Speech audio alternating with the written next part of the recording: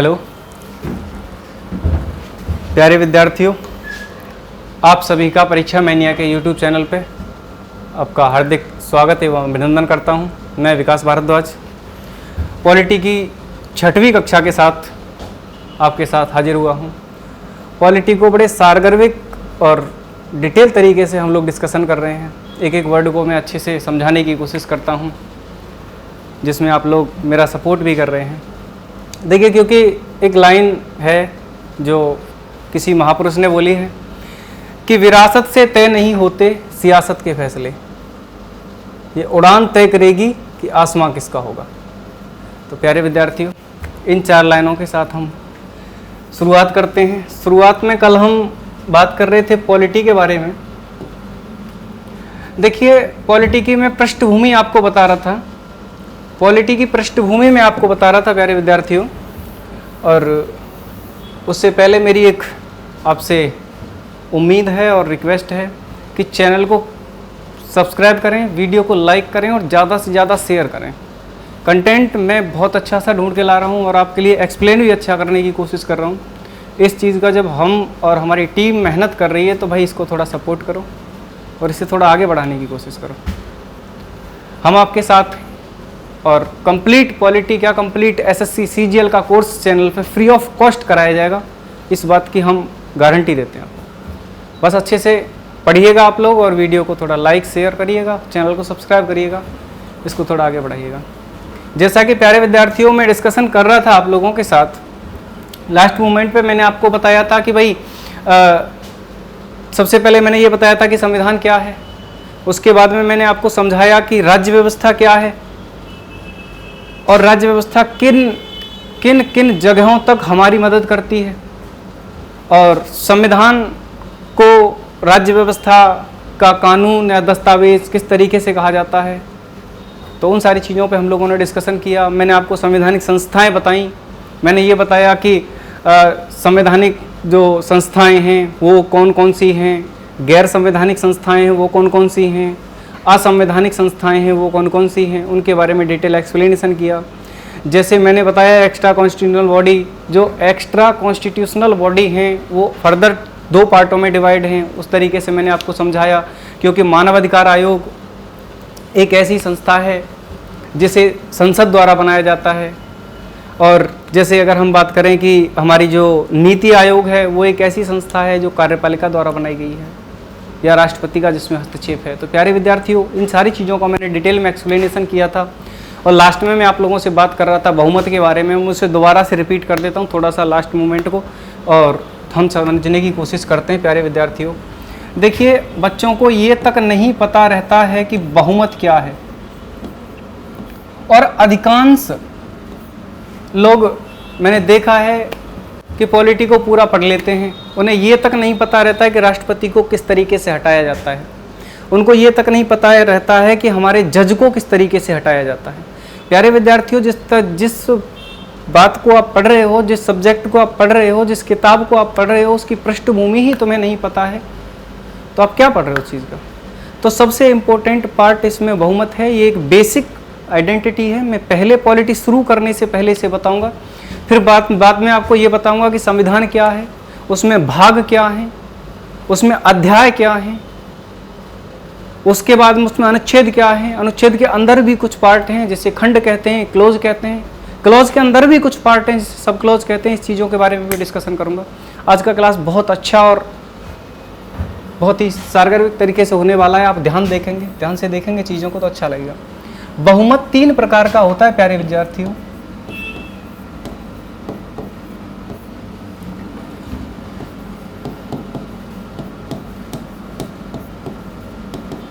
बहुमत 3 प्रकार का होता है, जिसमें सबसे पहला बहुमत मैं आपको कल बताया था साधारण बहुमत। साधारण बहुमत जिसे हम लोग सिंपल मेजॉरिटी कहते हैं। अच्छा सर, साधारण बहुमत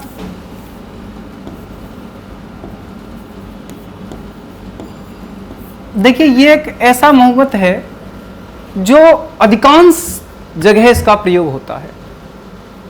मोस्टली हम इसी का प्रयोग करते हैं, अधिकांश चुनावों में हम इसी का प्रयोग करते हैं। देखिए, मान के चलिए कि मैंने आपसे कहा कि उपस्थित, इस बात पे थोड़ा सा ध्यान देना, उपस्थित और मतदान करने वाले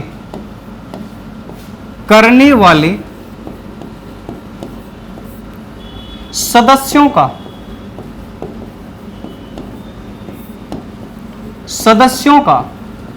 50% प्लस 1। क्या कहा मैंने, दोबारा से समझने की कोशिश करेंगे। क्या कहा मैंने कि उपस्थित, कुल नहीं कहा, उपस्थित और मतदान करने वाले सदस्यों का 50% प्लस 1।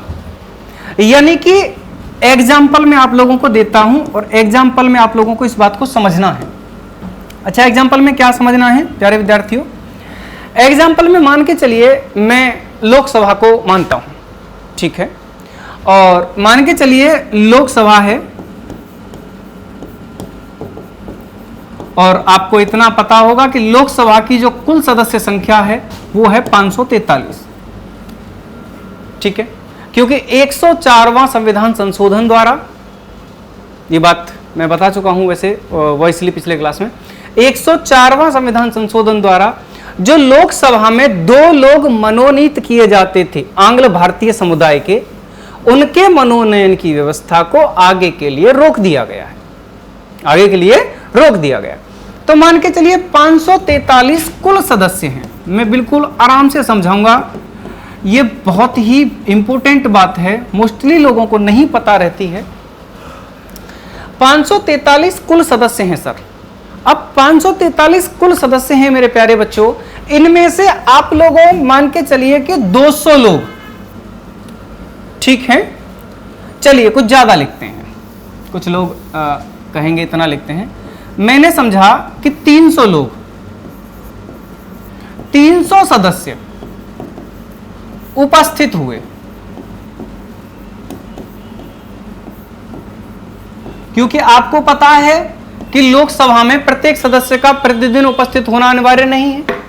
यदि वो 60 दिन तक लोकसभा में ना आए तो उसके प्रति कार्रवाई किए जाने का प्रावधान है भारतीय संविधान के तहत, लेकिन एक दिन व्यक्ति लोकसभा में ना आए तो उसके प्रति कोई कार्रवाई किए जाने का प्रावधान नहीं है। प्यारे बच्चों, इस बात को आप ना पता हो तो समझने की कोशिश करें। इस बात को मैं आगे भी समझाऊंगा, जैसे कि मैं आपको भाग 5 पढ़ाऊंगा तो डिटेल में एक्सप्लेनेशन इस बात का हम लोग करेंगे। तो प्यारे विद्यार्थियों, 300 सदस्य उपस्थित हुए किसी दिन, और उन 300 सदस्यों में से मान के चलिए कि 270 सदस्य, वैसे काफी ज्यादा हो जाता है, इतना होता नहीं है, फिर भी मैं लिख देता हूं, 270 सदस्य मतदान करते हैं। 270 सदस्य क्या करते हैं सर? मतदान करते हैं। अब 270 सदस्यों ने मतदान किया। अब हम फिर दोबारा से उस बात को पढ़ेंगे जिस बात को मैंने आप लोगों को समझाने की कोशिश की। वो क्या बात है कि उपस्थित और मतदान करने वाले, तो प्यारे विद्यार्थियों यहां समझेंगे, उपस्थित और मतदान करने वाले सदस्य कितने हैं? 270।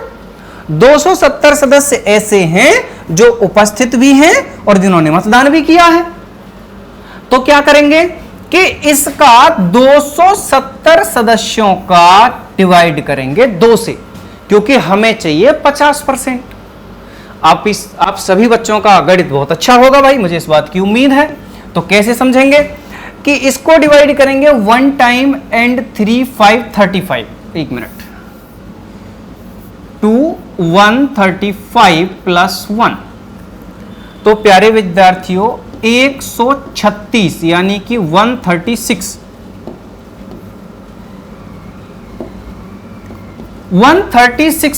सदस्य जिधर वोट डाल देंगे, जिस पक्ष में वोट डाल देंगे उस पक्ष में बहुमत साबित हो जाएगा, उस पक्ष में बहुमत साबित हो जाएगा।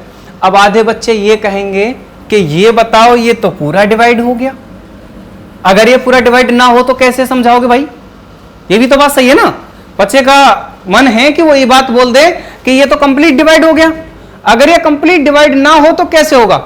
देखिए, इसके लिए कुछ प्रावधान है, जैसे कि अगर मैंने लिखा 38 सीट हैं, कहीं लोकसभा या राज्यसभा या विधानसभा का चुनाव हुआ और उसमें 38 के बाद कभी भी सीटों की संख्या कंप्लीट नहीं आती है, वो हमेशा पॉइंट में जाती है, कुछ वोट इधर जाते हैं, कुछ वोट इधर जाते हैं। तो मान के चलिए पॉइंट के बाद 1 2 3 4, यानी पॉइंट के बाद अगर 4 तक डिजिट है तो हम ओरिजिनल नंबर लेंगे, नंबर लेंगे। मान के चलिए कांग्रेस पार्टी है और कांग्रेस पार्टी को 38.4 सीट मिले, तो कांग्रेस पार्टी को 38 सीट दिए जाएंगे। कितने? 38 सीट दिए जाएंगे। अगर मान के चलिए कांग्रेस पार्टी 38.5 सीट निकालती है, तो इसका मतलब कांग्रेस पार्टी को 39 सीट दी जाएंगी।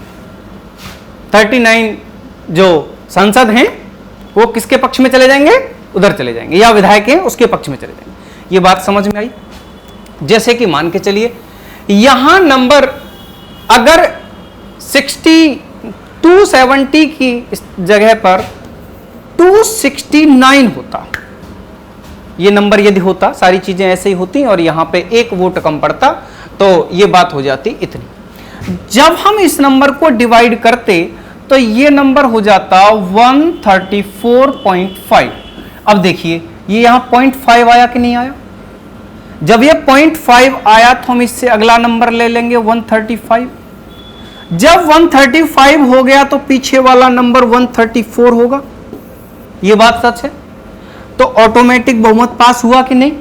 तो यहां पे हमें +1 करने की कोई आवश्यकता नहीं है प्यारे बच्चों। ये बात क्लियर हुई? +1 किसका वोट है? देखिए +1 किसका वोट है ये निर्धारित नहीं है। यदि दोनों पक्षों में, यानी पक्ष और विपक्ष में, मान के चलिए 180 सदस्य वोटिंग करने वाले हैं, मान के चलिए 180 सदस्य वोटिंग करने वाले हैं, इसमें से 90 वोट मिल गए पक्ष को और 90 वोट मिल गए विपक्ष को, तो अब निर्णय नहीं होगा। लेकिन बाई चांस ऐसा हुआ कि 51+1 में, 50% +1 में ही बहुमत पास हो गया, तब तो कोई बात ही नहीं है, तब तो अध्यक्ष का कोई रोल आने वाला है नहीं। लेकिन बाई चांस विपक्ष और पक्ष को दोनों को बराबर वोटिंग हुई, तो फिर लोकसभा का अध्यक्ष वहां पर वोटिंग करेगा और जिस पक्ष में वो वोटिंग करेगा वो पक्ष विजयी हो जाएगा। अच्छा एक बात और, यहां पर लोग ये ना समझें कि 50% +1 में ये +1 अध्यक्ष का वोट है, ये +1 अध्यक्ष का वोट नहीं है। हो सकता है कि यहीं पर वोटिंग विदाउट अध्यक्ष के पूरा कंप्लीट हो जाए। ठीक है जी। अध्यक्ष वोटिंग तब करता है जब अध्यक्ष के सिवा अन्य सदस्यों से कंप्लीट नहीं हो पाता है बहुमत। ये बात समझ में आई? चलिए सर नेक्स्ट पॉइंट की बात करते हैं। स्क्रीनशॉट ले लें आप, यदि आप स्क्रीनशॉट लेना चाहते हैं तो स्क्रीनशॉट ले सकते हैं। जहां तक मेरा विचार है आपने स्क्रीनशॉट ले लिया होगा। अगला पॉइंट हम डिस्कशन करते हैं। इसका दूसरा पार्ट है प्रभावी बहुमत। प्रभावी बहुमत। अच्छा सर, प्रभावी बहुमत के बारे में बात करते हैं। प्रभावी बहुमत के बारे में बात करते हैं। प्रभावी बहुमत, हाँ ये रहा, ये मार्कर। देखिए प्रभावी बहुमत क्या होता है। प्रभावी बहुमत में हम ये समझते हैं कि जो कुल सदस्य हैं, यहां पे समझना, जो कुल सदस्य संख्या है उसमें से किन्हीं कारणोंवश कुछ रिक्तियां हो जाती हैं। मान के चलिए कुछ लोग एक्सपायर हो जाते हैं या कुछ लोग रिजाइन दे देते हैं, भाई चलता रहता है। कुछ रिक्तियां हो जाती हैं, मान के चलिए कुछ रिक्तियां हो जाती हैं। कुछ क्या हो जाती हैं सर? रिक्तियां हो जाती हैं, कुछ स्थान खाली हो जाते हैं। उनको 2 से डिवाइड करने के बाद और उसमें +1 करने के बाद जो बहुमत प्राप्त होता है प्यारे विद्यार्थियों, उसे कहते हैं प्रभावी बहुमत। उसे कहते हैं प्रभावी बहुमत। अच्छा सर, प्रभावी बहुमत कैसे? फिर से देखते हैं। लोकसभा,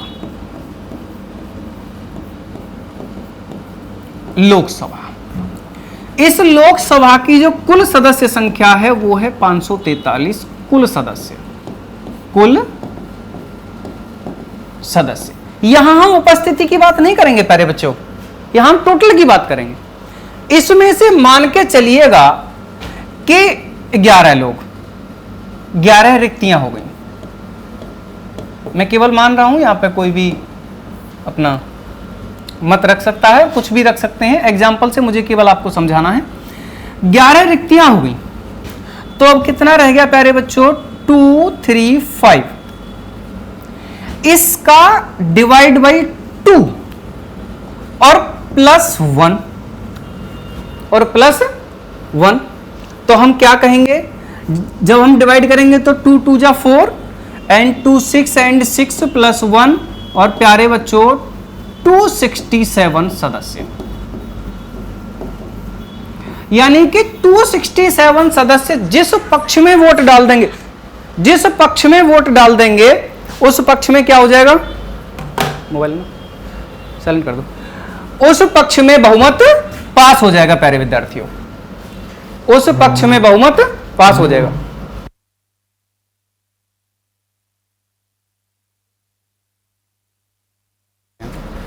हाँ, उस पक्ष में बहुमत क्या हो जाएगा?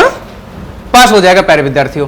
अच्छा, इंपॉर्टेंट बात केवल यह है, यह पूछी जाएगी प्रभावी बहुमत का प्रयोग, प्रयोग कहां पे होता है? 8 जगह प्रयोग होता है। केवल समझना है, इस बात को थोड़ा सा ध्यान में रख लेना है। लोकसभा और राज्यसभा के अध्यक्ष, उपाध्यक्ष, सभापति और उपसभापति को हटाने के लिए, विधानसभा, विधान परिषद के अध्यक्ष, उपाध्यक्ष, सभापति और उपसभापति को हटाने के लिए इसका क्या किया जाता है? प्रयोग किया जाता है। जैसे मैं लिखता हूं, लोकसभा,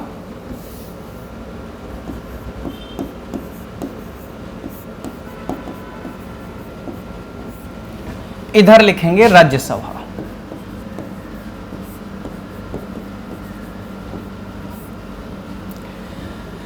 अध्यक्ष और उपाध्यक्ष, यहां पे लिखेंगे सभापति और उपसभापति।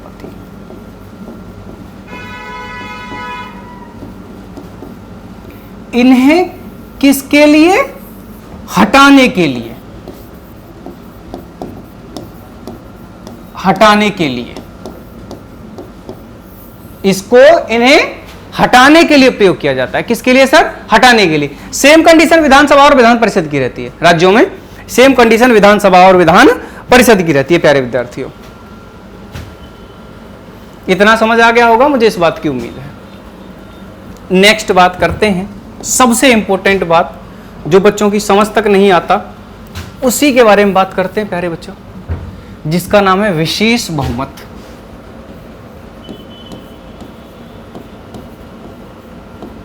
विशेष बहुमत। देखिए, वैसे तो लोग सीधा कह देते हैं कि विशेष बहुमत का क्या है जी, कुल बहुमत का 2/3 विशेष बहुमत हो जाता है। लेकिन भाई, इसमें भी कुछ चीज़ें बड़ी अच्छी हैं जिसके बारे में हम लोगों को अच्छे से समझना होगा, क्योंकि विशेष बहुमत फर्दर 3 पार्टों में विभाजित होता है, जिसमें एक तो इसी को खुद कह देते हैं पार्ट 1 में। पार्ट 1 में सीधा सीधा रहता है कि कुल सदस्य संख्या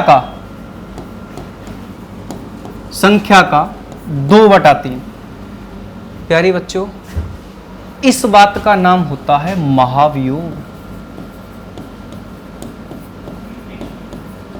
इसी बात को इंपीचमेंट महाभियोग कहा जाता है प्यारे विद्यार्थियों। और यह भारतीय संविधान की सबसे कठिन, सर्वाधिक कठिन प्रक्रिया है।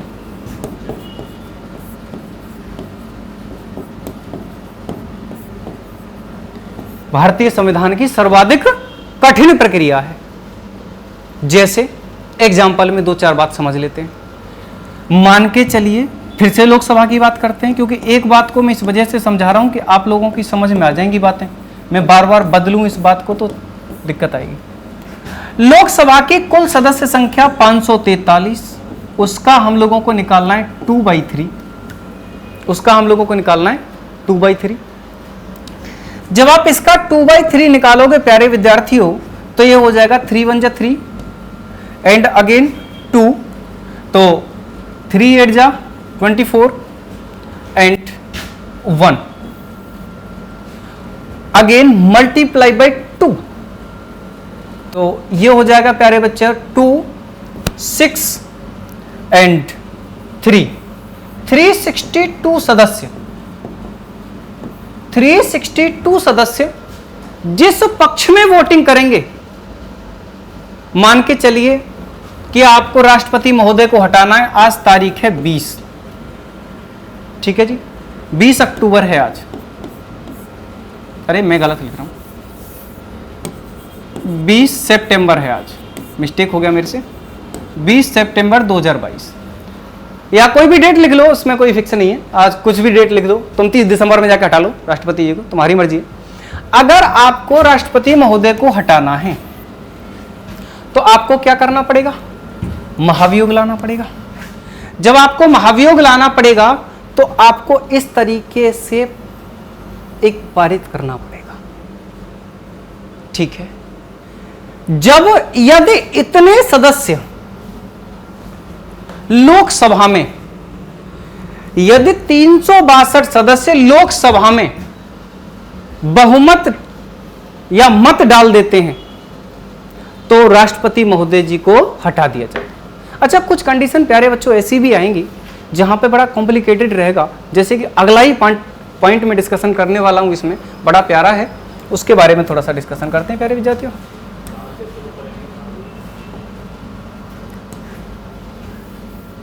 ऐसे मत समझाओ, अभी नहीं, इतना नहीं, वरना फिर इसमें डूब जाएंगे हम लोग। अभी हम केवल इसके बारे में बात कर रहे हैं, बहुमत के। अच्छा ठीक है, तो प्यारे विद्यार्थियों, हमारा जो अगला पॉइंट है उसमें हम डिस्कशन करेंगे विशेष बहुमत में, वही जो पीछे हम बात कर रहे थे, सेकंड पॉइंट, उपस्थित और मतदान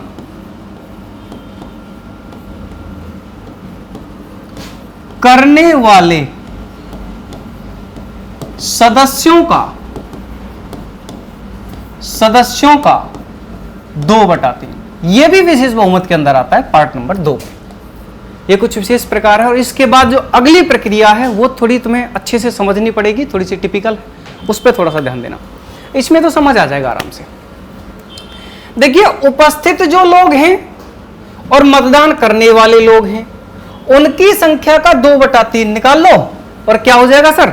बहुमत अगर पास हो रहा है तो ठीक है, नहीं हो रहा तो उस बात को रिजेक्ट कर देंगे, ठीक है। तो वही बात, लोकसभा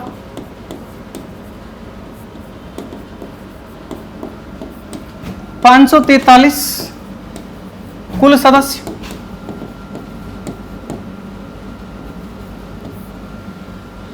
मान के चलिए कि 300 लोग उपस्थित हुए। 300 लोग क्या हुए सर? उपस्थित हुए, जिसमें से 240 लोग जिन्होंने मतदान किया।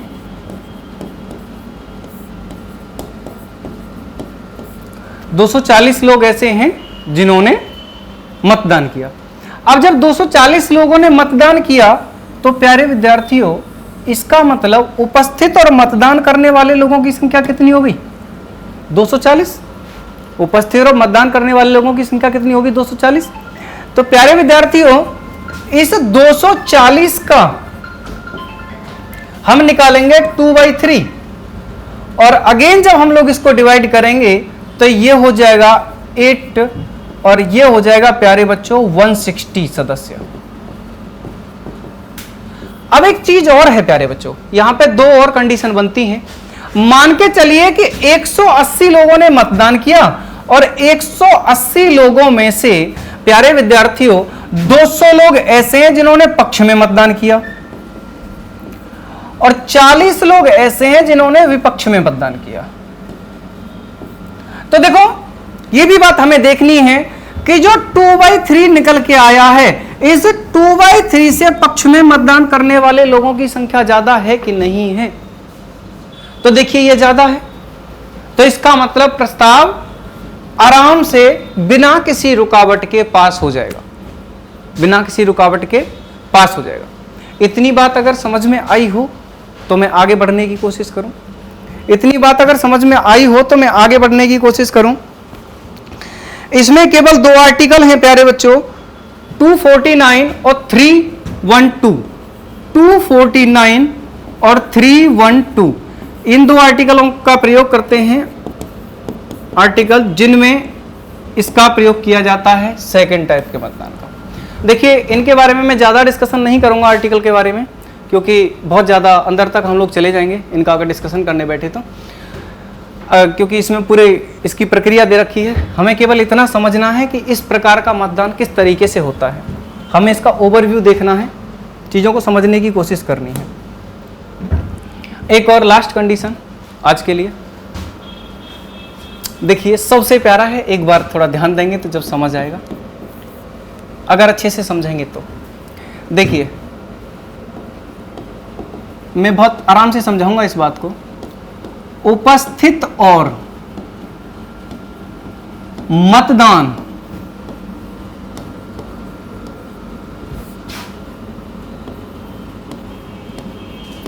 करने वाले, क्योंकि देखिए जितने भी सुप्रीम कोर्ट के न्यायाधीश हैं सभी इससे ऐसे हटाए जाएंगे, महालेखा परीक्षक, चुनाव आयुक्त, सब इसी से हटाए जाएंगे। इस बात को अच्छे से समझने की कोशिश करना, ठीक है। विशेष प्रकार से तो विशेष बहुमत इसी को कहा जाता है, ऑथेंटिक हम बात करें, क्योंकि ये बहुत अच्छा है। क्या कह रहे हैं? उपस्थित और मतदान करने वाले सदस्यों का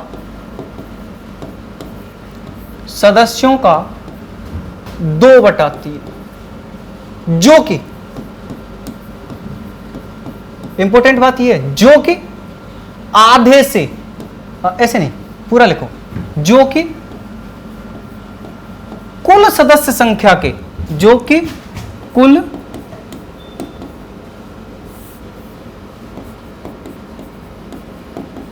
सदस्य संख्या की आधे से कम ना हो, आधे से कम ना हो। यह बात इंपॉर्टेंट है सर, यह बात इंपॉर्टेंट है। इसको मैं 2 एग्जाम्पल से समझाऊंगा बहुत डिटेल में, आप लोग थोड़ा सा ध्यान देंगे तो समझ आएगा। मैंने क्या कहा? मैंने आप लोगों से यह कहा कि उपस्थित और मतदान करने वाले सदस्यों का 2/3, जो कि टोटल जो मेंबर हैं, चाहे लोकसभा में हो चाहे राज्यसभा में हो, उनके आधे से कम ना हो। यदि आधे से कम हुआ तो प्रस्ताव खारिज कर दिया जाएगा। जैसे मान के चलिए कोई भी डेट हम लेते हैं, आप लोगों को 1 अक्टूबर को, 1 अक्टूबर को सुप्रीम कोर्ट के मुख्य न्यायाधीश को हटाना था, ठीक है। अब 1 अक्टूबर को सुप्रीम कोर्ट के मुख्य न्यायाधीश जी को हटाना है, माननीय मुख्य न्यायाधीश को आपको हटाना है, तो आप लोगों को क्या करना पड़ेगा? आप लोगों को सबसे पहले एक बात देखनी पड़ेगी। आप गए लोकसभा में, आप गए लोकसभा में, लोकसभा की जो कुल सदस्य संख्या है वो है 543, जो कुल सदस्य संख्या है वो है 543। अच्छा, 543 कुल सदस्य हैं,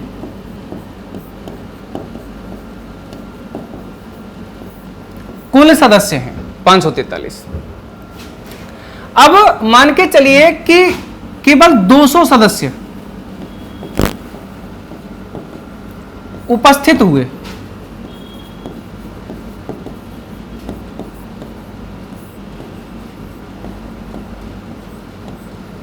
200 सदस्य उपस्थित हुए और 180 लोगों ने मतदान किया।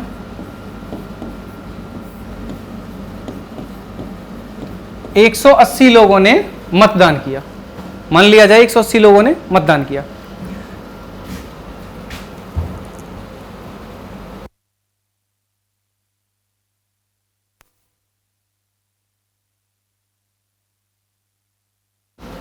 हाँ, तो प्यारे विद्यार्थियों दोबारा डिस्कशन करते हैं कि 180 लोगों ने क्या किया, मतदान किया।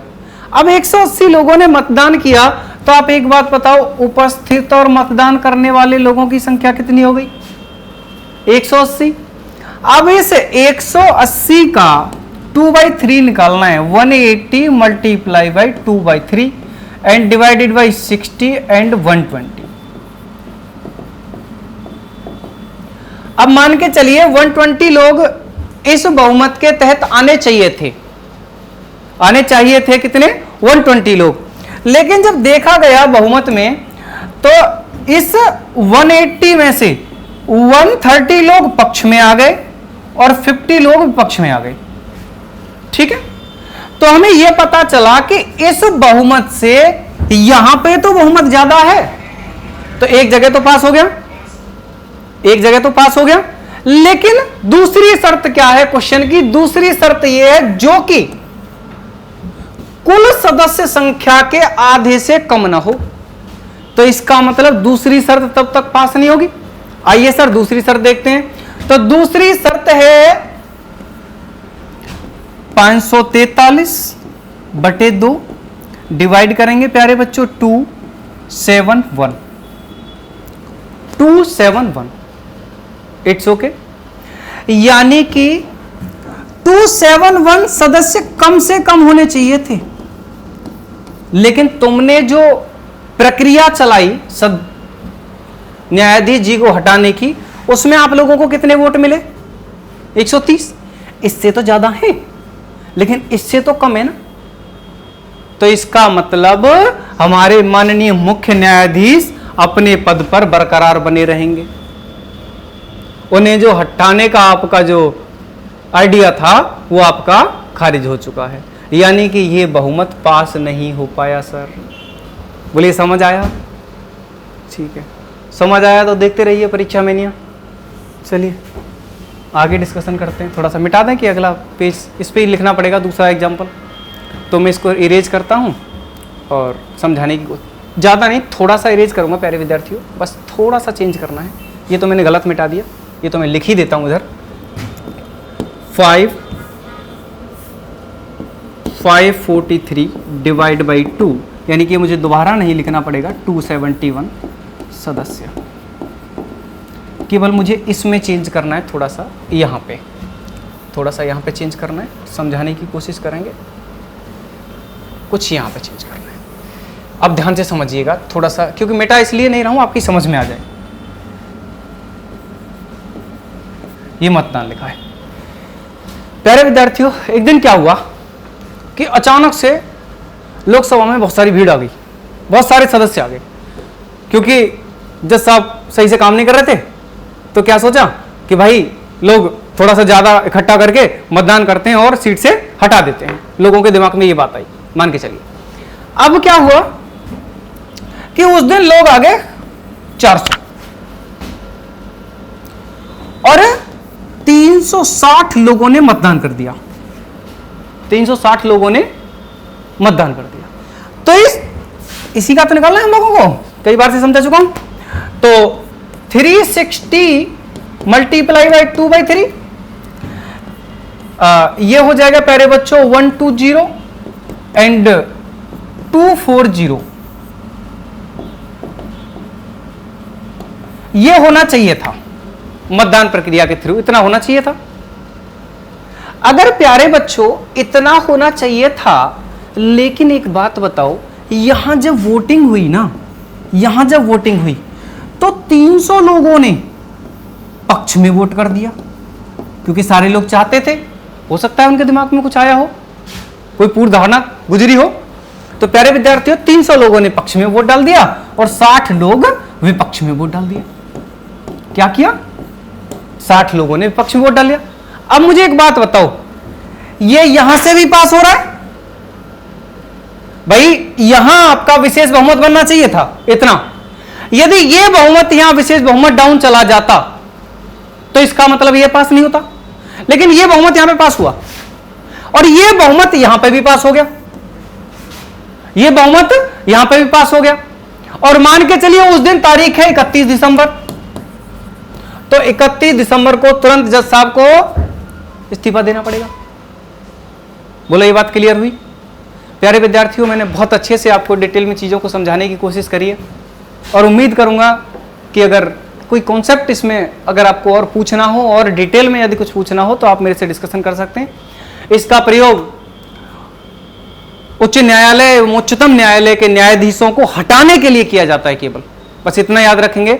उच्च न्यायालय और उच्चतम न्यायालय के न्यायाधीशों को हटाने के लिए किया जाता है। और अगर आपसे पूछ सकता है तो हमारे चुनाव आयुक्त हैं, उन्हें हटाने के लिए इसका प्रयोग किया जाता है। और महालेखा परीक्षक क्वेश्चन बनाते हैं, यहां से ये नहीं पूछेगा आपसे जो मैंने तुम्हें समझाया है, ये आपको इसलिए समझाया है कि अभी राष्ट्रपति महोदय जी के लिए चुनाव हुए थे, माननीय राष्ट्रपति जी के लिए चुनाव हुए थे। तो प्यारे विद्यार्थियों, अधिकांश बच्चों को तो ये तक नहीं पता है और वो अच्छे एग्जामों की तैयारी कर रहे हैं, कोई किसी की तैयारी कर रहा है, कोई किसी की तैयारी कर रहा है, और अधिकांश बच्चों को ये नहीं पता है कि राष्ट्रपति महोदय के निर्वाचन की प्रक्रिया क्या है, उन्हें यह तक नहीं पता है। कल के क्लास में, आज मैं थोड़ा सा इस पे ही नहीं बात करूंगा, इसका बायोडाटा थोड़ा सा मैं स्टार्टिंग में दिया करूंगा 10 मिनट, बहुत बेहतरीन चीज लेके आया करूंगा आपको और आपको अच्छा लगेगा कि हम लोग पॉलिटी पढ़ रहे हैं। कल राष्ट्रपति महोदय जी का चुनाव निर्वाचन हम लोग पढ़ेंगे और एक ये चीज सीखेंगे कि पीछे वाले व्यक्ति को कैसे खत्म कर दिया जाता है, जो अगले वाले में डिवाइड कर दिया जाता है, आखिर क्यों है ऐसी प्रक्रिया, उस चीज के बारे में हम लोग डिस्कशन करेंगे। अच्छा प्यारे विद्यार्थियों, यहां तक मुझे लग रहा है आप लोगों की समझ में आया होगा। देखिए यहां से क्वेश्चन केवल इतना ही बनेगा आपसे, अगर आप अच्छे लेवल के एग्जाम की बात करते हैं तो वो आपसे पूछ लेगा कि निम्नलिखित में से कौन सा विशेष बहुमत का प्रकार नहीं है। तो 3 दे देगा, जो 3 मैंने आप लोगों को समझाए, और जो चौथा जो भी देगा वो विशेष बहुमत का प्रकार नहीं है। एक क्वेश्चन पूछा जाएगा आप लोगों से, किस भारत में सर्वाधिक प्रयोग में लाया जाने वाला बहुमत कौन सा है, तो वो साधारण बहुमत। आपसे पूछा जाएगा कि लोकसभा अध्यक्ष या राज्यसभा के सभापति को या उपसभापति को हटाने के लिए कौन सा बहुमत प्रयोग में लाया जाता है। यदि क्वेश्चन बहुत ही ज्यादा कॉम्प्लिकेटेड बनेगा तब की बात कर रहा हूं। तो प्यारे बच्चों, वो है प्रभावी बहुमत। अधिकांश लोग पढ़ाते तक नहीं है कि प्रभावी बहुमत भी होता है, साधारण बहुमत, विशेष बहुमत, बात खत्म। नेक्स्ट प्यारे बच्चों, एक बात आपसे पूछी जाएगी कि विधानसभा के अध्यक्ष और उपाध्यक्ष को हटाने के लिए किस बहुमत का प्रयोग किया जाता है, तो वो है प्रभावी बहुमत। विधान परिषद के सभापति और उपसभापति को हटाने के लिए किस बहुमत का प्रयोग किया जाता है, तो प्रभावी बहुमत। नेक्स्ट प्यारे बच्चों, देखो यहां से एक बात और पूछी जाएगी आपसे, राष्ट्रपति को हटाने के लिए किस बहुमत का प्रयोग किया जाता है, तो विशेष बहुमत। ठीक है, अगर आपसे ज्यादा पूछेगा तो थर्ड टाइप का, यानी तीसरे प्रकार का विशेष बहुमत, जो मैंने आपको फर्स्ट टाइप में समझाया था, वो मैंने आपको उल्टा समझाया था, वो थर्ड टाइप का बहुमत है। कोई बात नहीं, क्योंकि वो सबसे ज्यादा जरूरी है और वो सबसे कम यूज में लाया जाता है, केवल राष्ट्रपति महोदय जी के लिए वो यूज में लाया जाता है। इतनी बात समझ में आई। अब आपसे ये बात पूछी जाएगी कि देखो, अगर वनडे एग्जाम हम लोग देते हैं तो इतना डीप ये बात आपसे नहीं पूछी जाती, लेकिन मैं थोड़ा सा और डीप जाता हूं। आपसे पूछा जाए कि हमारे मुख्य निर्वाचन आयुक्त को हटाने के लिए किस प्रकार के बहुमत का प्रयोग किया जाता है, तो वो विशेष बहुमत। और विशेष बहुमत में ये वाला विशेष बहुमत कि उपस्थित और मतदान करने वाले सदस्यों का 2/3 जो कि कुल सदस्य संख्या के आधे से कम ना हो। जैसे मैंने आपको बताया, ये आधे से कम नहीं है। यदि आधे से कम होता तो हमारे मुख्य न्यायाधीश जी पद पे बने रहते। बोलो समझ में आई बात। इतने सारे क्वेश्चन आप लोगों से पूछे जा सकते हैं। अधिकांश क्वेश्चन विशेष बहुमत से पूछने की संभावना रहती है, लेकिन कुछ पेपर आज की डेट में एडवांस हो गए हैं, तो वो पार्टों से क्वेश्चन पूछ लेते हैं। तो मैंने पार्टों को अच्छे से डिस्क्राइब किया है आप लोगों को, ये नहीं छोड़ा कि बस बता दिया बेटा विशेष बहुमत ऐसे होता है, कुल का 2/3 करके समझा दिया भाई विशेष बहुमत होता है। मैंने एक एक चीज को आपको बहुत डिटेल में समझाने की कोशिश की है। आओ प्यारे विद्यार्थियों, और तुम्हें एक नई चीज से रूबरू कराते हैं और समझाने की कोशिश। देखिए, एक चीज है संविधान। जी, संविधान के अंदर आते हैं भाग, और भाग के अंदर आते हैं अध्याय, और अध्याय के अंदर आते हैं अनुच्छेद।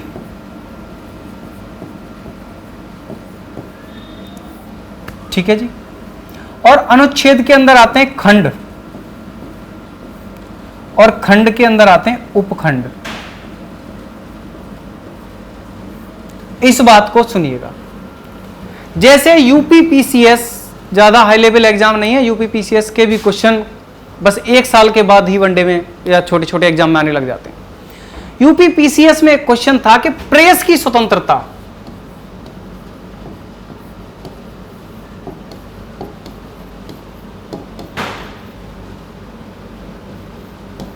प्रेस की स्वतंत्रता संविधान में कहां, कौन सी जगह निहित है, संविधान में कौन सी जगह निहित है।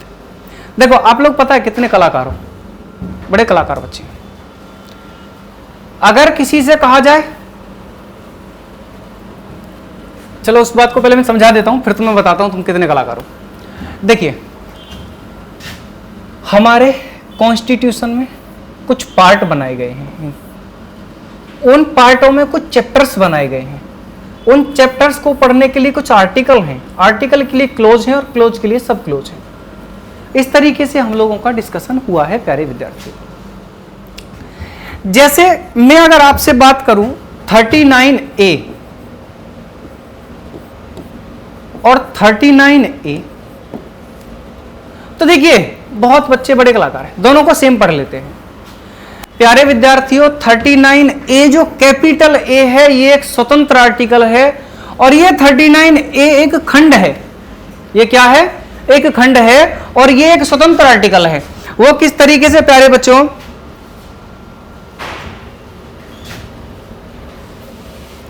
क्योंकि इसमें कहा गया है आजीविका के साधन, और इसमें कहा गया है निःशुल्क कानूनी सहायता। देखिए, अगर मैं बात करूं निःशुल्क कानूनी सहायता कौन से अनुच्छेद में वर्णित है? पहला ऑप्शन है 39A, दूसरा है 39, तीसरा है 40, और चौथा यानी कि डी ऑप्शन है 39A, ये वाला। देखिए, सबसे पहला ऑप्शन आपको मिलेगा 39A, और आप इतने बड़े राजा बाबू हो कि सबसे पहले इसी को टिक लगा दोगे, जो कि बात गलत है। ये 39 का खंड है प्यारे बच्चों, क्लोज है, और 39A एक स्वतंत्र आर्टिकल है। क्या है? एक स्वतंत्र आर्टिकल है प्यारे विद्यार्थियों। तो यहां पे निःशुल्क कानूनी सहायता कहां पे दी जाएगी? 39A के अंदर। इसी तरीके से आपसे यदि हम बात करें कि मैंने कहा 19 आर्टिकल 90 क्लोज फर्स्ट सब क्लोज ए, प्रेस की स्वतंत्रता। क्या कहें? प्रेस की स्वतंत्रता। तो देखो, आधे बच्चे तो ये बात पढ़ लेते हैं 19 का 1 का ए, हैं बड़े कलाकार हैं भाई साहब, उनकी तो कुछ कहा ही नहीं जा सकता हैं। उससे तो ऐसा पढ़ लो ना 191 का ए, अपना सही हो जाएगा, सारा कुछ झंझट ही खत्म। तो प्यारे विद्यार्थियों, इन चीजों को थोड़ा सा समझते हैं। देखिए, संविधान के भाग हैं, क्योंकि संविधान एक पुस्तक है, पुस्तक को अलग अलग पार्टों में डिवाइड किया गया है, जिससे कि तुम्हें पढ़ने में कोई दिक्कत ना हो। जैसे भाग 1 है संघ और उसका राज्य क्षेत्र, भाग 2 है नागरिकता, ठीक है, भाग 3 है मौलिक अधिकार, 4 है राज्य के नीति निर्देशक तत्व, 5 है संघ उसका राज्य क्षेत्र। इस तरीके से हमारे भाग बनाए गए हैं, उसके अंदर अध्याय बनाए गए हैं, जैसे भाग 1 में कोई अध्याय नहीं, भाग 2 में कोई अध्याय नहीं है, इसी तरीके से कुछ अध्याय बनाए गए हैं जिन्हें पढ़ने के लिए। उन अध्यायों के अंदर कुछ अनुच्छेद बनाए गए हैं, जैसे article 1 Bharat that is India राज्यों का संघ होगा, इस बात को आर्टिकल 1 में कहा गया है। मेरे प्यारे विद्यार्थियों, इसके बाद उसमें कुछ खंड बनाए गए हैं, जो क्लॉज बनाए गए हैं, उन क्लॉजों के अंदर कुछ सब क्लॉज बनाए गए हैं। तो देखिए, हम लोगों से अगर ये पूछा जाए कि प्रेस की स्वतंत्रता भारतीय संविधान में कहां निहित है, तो हम बताएंगे प्रेस की स्वतंत्रता भारतीय संविधान के भाग 3 के अध्याय 1 में, भाग 3 के अध्याय 1 के अनुच्छेद 19 के खंड यानी क्लॉज फर्स्ट के सब क्लॉज ए में वर्णित है। दोबारा समझने की कोशिश करेंगे। भारतीय संविधान के भाग 3 के अध्याय 1 के अनुच्छेद 19 के खंड फर्स्ट के उपखंड ए में वर्णित है क्या? प्रेस की स्वतंत्रता। प्यारे विद्यार्थियों, जहां तक मुझे उम्मीद है आपकी समझ में बातें आ गई होंगी, मैं उम्मीद करूंगा। क्लियर है सर? यहां तक कोई दिक्कत नहीं होनी चाहिए। तो इस बात को कैसे पढ़ेंगे? 19 का क्लोज फर्स्ट का सब क्लोज ए, इसको पढ़ने का सटीक तरीका यही है। तो प्यारे विद्यार्थी, यहां तक समझ आ गया होगा। आगे की हम लोग बात करते हैं। आज हम देखिए, मैं पढ़ाने का आपको तरीका बता दूं कि मुझे किस तरीके से पढ़ाना है, ये आपकी प्रस्तावना है।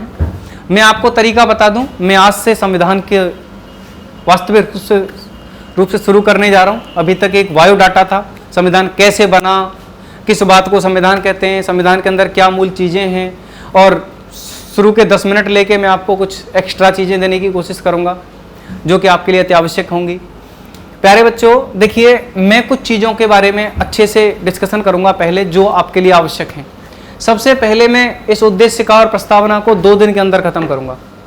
कल और उससे अगला दिन केवल 2 दिन प्रस्तावना चलेगी। प्रस्तावना में डिटेल एक्सप्लेनेशन करूंगा, एक एक वर्ड का तुम्हें समझाऊंगा कि आखिर प्रस्तावना के क्या स्रोत हैं, क्या उद्देश्य हैं, ठीक है, और क्या भूमिका है।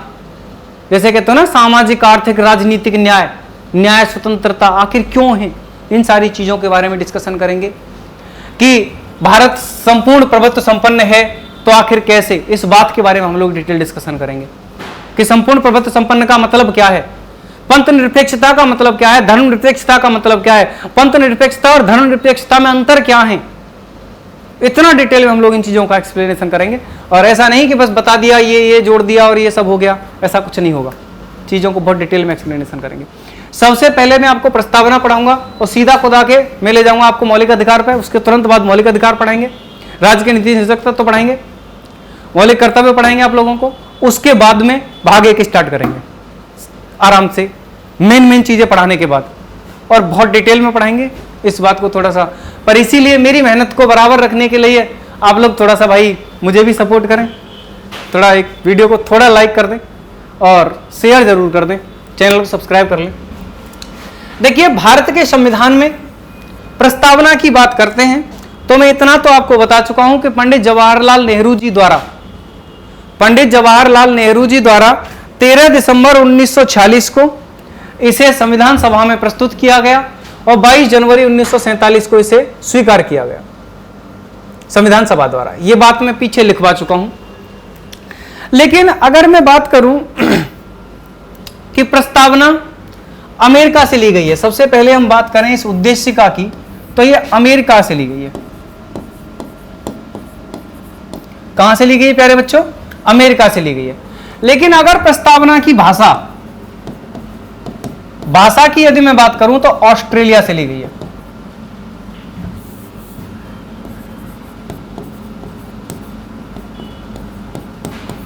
ऑस्ट्रेलिया से ली गई है प्रस्तावना की भाषा। इतनी बात समझ में आई? अच्छा प्यारे बच्चों, इसका थोड़ा सा समझ लेते हैं कि प्रस्तावना में आखिर क्या क्या है। देखिए, पहले एक बार इसको पढ़ते हैं कि प्रस्तावना में क्या क्या है। भारत का संविधान उद्देश्य का क्या कहता है? हम भारत के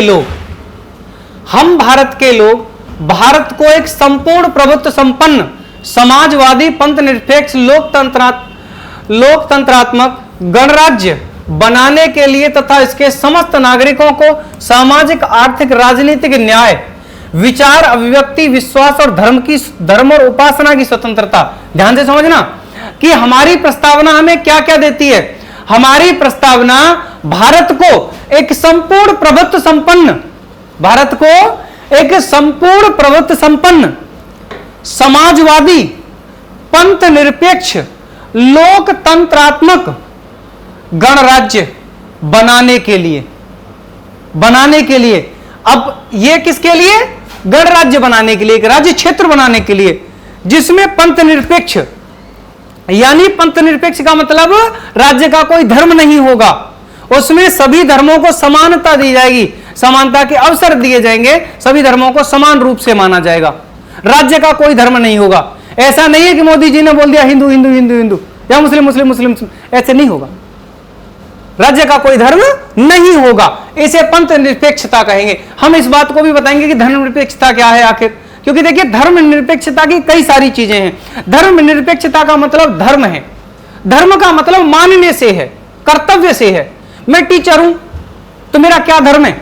मेरा धर्म है मैं आपको पढ़ाऊं और मैं अपना धर्म निभा रहा हूं, और आपका धर्म है वीडियो को लाइक करें। तो प्यारे विद्यार्थियों, आप अपना धर्म निभाएं। नेक्स्ट, सामाजिक, आर्थिक, राजनीतिक न्याय। क्या करें? सामाजिक, आर्थिक, राजनीतिक, 3 प्रकार का न्याय है। यूपीएससी का क्वेश्चन है 2017 का। देख रहे हो, इतना ट्रिली क्वेश्चन पूछ लेते हैं वो लोग इतने हाई लेवल के एग्जाम में, कि निम्नलिखित में से कौन सा न्याय नहीं है। आप चेक करेंगे जाके पता चलेगा। तो देखिए केवल 3 प्रकार के न्याय दिए गए हैं प्रस्तावना में, और स्वतंत्रता, विचार, अभिव्यक्ति, विश्वास, धर्म, उपासना की स्वतंत्रता। प्यारे विद्यार्थियों, कितने प्रकार की? 5 प्रकार की स्वतंत्रता है। प्रस्तावना में कितने प्रकार की स्वतंत्रता है? 5 प्रकार की स्वतंत्रता है। दोबारा से डिस्कशन करते हैं। विचार, अभिव्यक्ति, विश्वास, धर्म और उपासना की स्वतंत्रता। अगली बात, प्रतिष्ठा और अवसर की समानता। समानता मतलब राज्य की दृष्टि से सभी लोग समान होंगे सभी प्रकार के अवसर पाने में। ठीक है।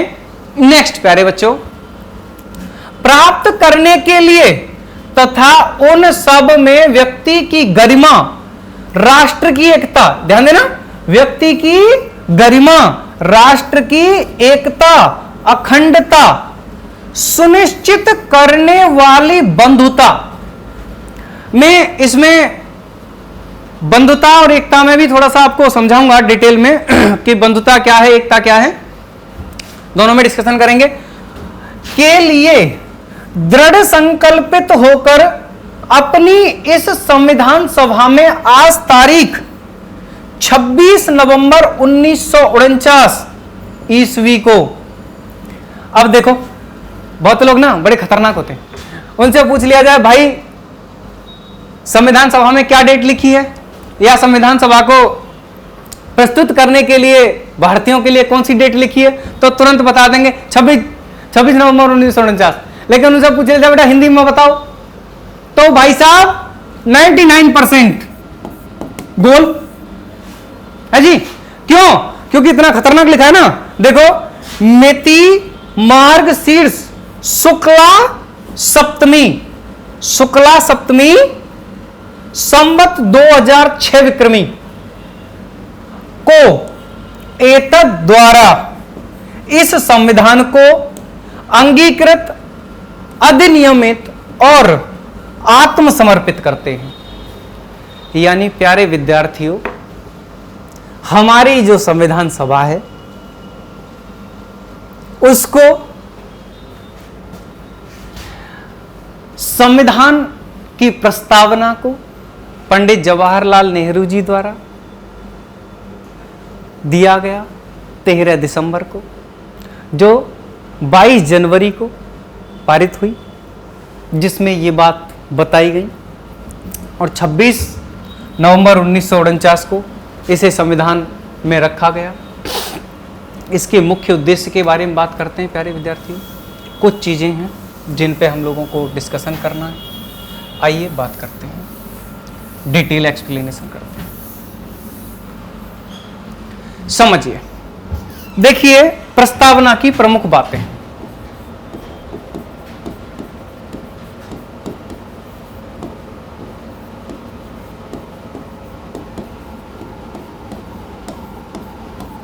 प्रस्तावना की प्रमुख बातें क्या क्या है?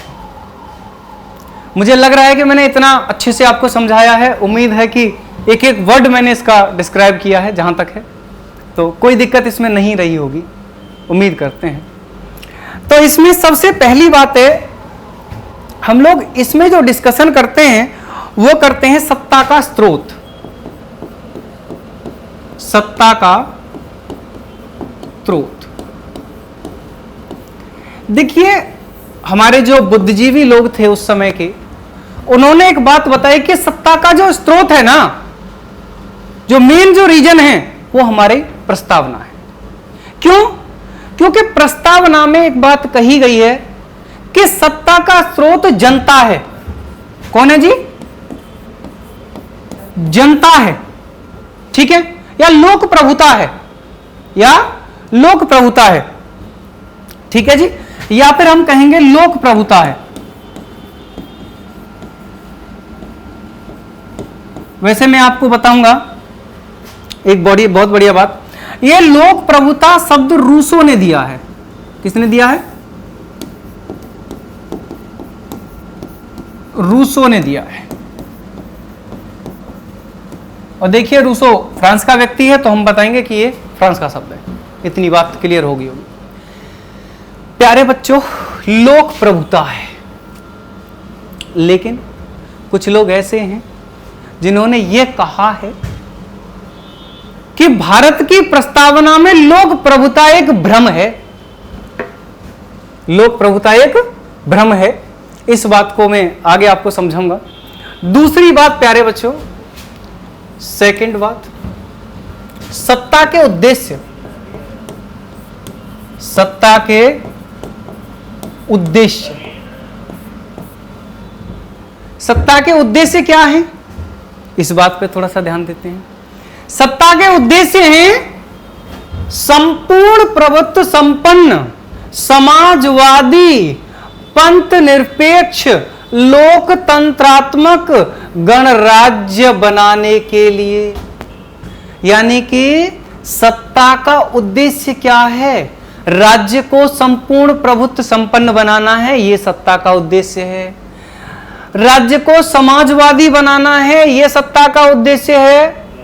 राज्य को पंथ निरपेक्ष बनाना है, यह सत्ता का उद्देश्य है। राज्य को लोकतंत्रात्मक बनाना है, यह सत्ता का उद्देश्य है। गणराज्य बनाना है, यह सत्ता का उद्देश्य है।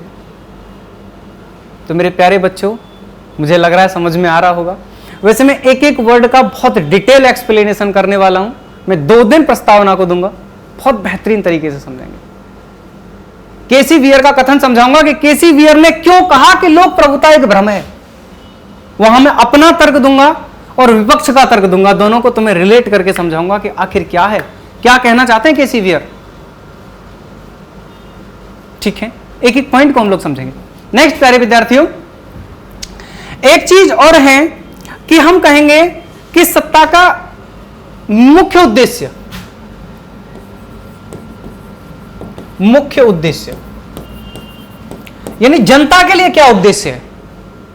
ठीक है, हम इस बात को यह भी कह सकते हैं कि सत्ता का स्वरूप भी इस बात को कह सकते हैं, कोई दिक्कत नहीं है। लेकिन जो मुख्य उद्देश्य, जो जनता के लिए क्या उद्देश्य है, या हम ये कहेंगे सत्ता का मुख्य रूप से जनता के लिए क्या उद्देश्य है। तो जनता के लिए सामाजिक, आर्थिक, राजनीतिक न्याय देना, यह क्या है? सत्ता का जनता के लिए उद्देश्य है। जनता को सामाजिक, आर्थिक और राजनीतिक न्याय मिलेगा सर। और क्या मिलेगा? विचार, अभिव्यक्ति, विश्वास, धर्म, उपासना की स्वतंत्रता मिलेगी। यानी उसे आराम से घूमने फिरने का, है ना, और बात करने का अधिकार है। लेकिन ऐसे नहीं कि गलत तरीके से आलोचना की जाए। ठीक है, आप आलोचना किसी की भी कर सकते हैं, आप आलोचना मोदी जी की कर सकते हैं, लेकिन उसके लिए आपके पास सबूत होना चाहिए कि आप किस बात के लिए आलोचना कर रहे हैं। राजनीति आपको आलोचना करने का अधिकार देती है, और जितने भी मेरे प्यारे दोस्त भाई बंधु पढ़ रहे हैं मेरे साथ, उनसे ये गुजारिश है कि वो रिसर्च करें चीजों पे, उन्हें अच्छे से समझें। किसी क्वेश्चन में उन्हें कोई दिक्कत आती है तो मेरे को डायरेक्ट कमेंट बॉक्स में लिखें, मैं उसका जवाब देने के लिए तैयार हूं। नेक्स्ट प्यारे विद्यार्थियों, ये क्या कहते हैं? प्रतिष्ठा और अवसर की समानता प्रत। समता मतलब समानता, समानता देगा। राज्य क्या करेगा? अपने लोगों को, अपने नागरिकों को प्रतिष्ठा और अवसर की समानता देगा। प्यारे विद्यार्थियों, इस बात पे हम लोगों ने डिस्कशन किया। अब सबसे इंपॉर्टेंट जो बात हमारी है उस पे हम लोग डिस्कशन करेंगे। आइए मिटा देते हैं इस बात को और सत्ता के उद्देश्य के बारे में बात करते हैं।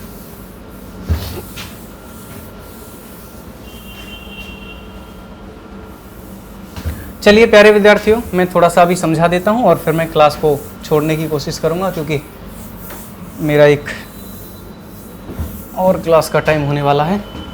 आइए हम लोग एक बार समझ लेते हैं। देखिए, सत्ता के स्रोत, इस बात को मैं डिटेल में कल एक्सप्लेनेशन करूंगा, वैसे लिख देता हूं। देखिए, सत्ता का जो मुख्य स्रोत है वो है जनता या फिर लोक प्रभुता। इस लोक प्रभुता को अभी मैंने बताया आपको कि रूसो ने दिया था, ये एक फ्रांसीसी वर्ड है, और इसमें एक व्यक्ति थे केसी वियर।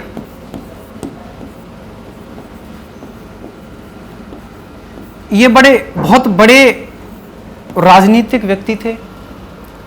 इन्होंने कहा कि भारत की संविधान की प्रस्तावना में जो लोक प्रभुता शब्द की बात कर रहे हैं वो एक भ्रम है। वो क्या है? एक भ्रम है। अच्छा, भ्रम क्यों है? भ्रम इसलिए है कि संविधान सभा के जब निर्वाचन हुए तो भारत में केवल 10% लोगों को मतदान करने का अधिकार था, जो या तो धनी थे या शिक्षित थे, या तो धनी थे या तो शिक्षित थे। तो उन्होंने इस बात को उठाते हुए कहा कि भारत में लोक प्रभुता नहीं, धनी और शिक्षित लोगों की प्रभुता है, और भारत में लोक प्रभुता एक भ्रम है। तो प्यारे विद्यार्थियों, केसी वियर के इस कथन की कल हम डिटेल में एक्सप्लेनेशन करेंगे और मैं समझाऊंगा। मेरा टाइम कम रह गया, वैसे मुझे पढ़ाने में अब बहुत ज़्यादा आनंद आ रहा है और यहाँ से आगे बहुत ही चीज़ें इंटरेस्टिंग चलेंगी। प्यारे बच्चों, एक एक पॉइंट को बड़े मज़े से हम लोग डिस्कशन करेंगे। एंड पॉइंट आया थोड़ा, लेकिन उस तरीके से नहीं। मुझे ये था कि मैं प्रस्तावना को बहुत सारा आज डिस्कशन करूँगा। तो प्यारे विद्यार्थियों, देखिए एक बात है, आपने मुझे यहाँ तक सुना, आपका बहुत बहुत धन्यवाद। और मैं अपनी परीक्षा मैनिया टीम की तरफ से बहुत बहुत आप लोगों का धन्यवाद करना चाहता हूँ, क्योंकि प्यारे बच्चों देखो, दो बातें होती हैं कि संघर्ष पिता से सीखिए, कि संघर्ष पिता से सीखिए और संस्कार माँ से। दोबारा बोल रहा हूँ कि संघर्ष पिता से सीखिए और संस्कार माँ से, बाकी तो बेटा दुनिया सिखा देगी। ठीक है? तो मेरे प्यारे बच्चों, एक बात और है, देखो दो चीजें होती हैं। आप लोग ना ज्ञानी बनने की कोशिश ना करें, मैं आपको थोड़ा समझा देता हूं। आप ज्ञानी विद्वान बनने की कोशिश ना करें, सरकारी आदमी बने, देखना पड़ोसी आपको विद्वान बना देगा। भाई साहब बहुत पढ़ता था छोरा। तो कृपया पढ़ें, मेहनत करें और आगे बढ़ें। इन्हीं शब्दों के साथ मैं अपनी कक्षा को विराम देता हूं। और भाई बहुत बहुत धन्यवाद आपका मुझे सुनने के लिए। परीक्षा मैनिया चैनल को सब्सक्राइब करें, वीडियो को लाइक करें, शेयर करें और हमें आगे बढ़ाएं। यदि कंटेंट हमारा बहुत अच्छा लग रहा है तो धन्यवाद क्लास।